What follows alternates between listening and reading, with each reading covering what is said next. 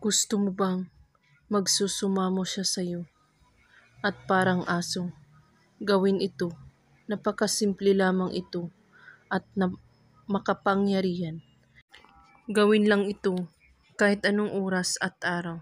Basta't buwang inyong paniniwala sa paggawa at walang ibang iniisip at pagdududa. Una, kumuha kayo ng pantali, papel, panulat. Isulat mo sa papel ang pangalan niya. At pagkatapos, hawakan mo ang papel at iisipin mo siyang mabuti kung gaano mo siya kamahal. At pagkatapos, halikan mo ang papel ng 3 beses at itupi mo rin ito ng 3 beses at talian mo ito ng pantali. Habang tinatali mo ito, ay pakakaisipin mo siyang mabuti.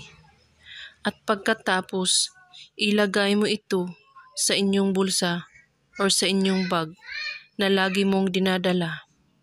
Kailangan walang makakakita sa iyo o makakaalam sa iyong ginagawa para tatalab agad. At kung may katanungan po kayo ay magko-comment lang po sa baba. Maraming salamat sa panunood. May God bless us all.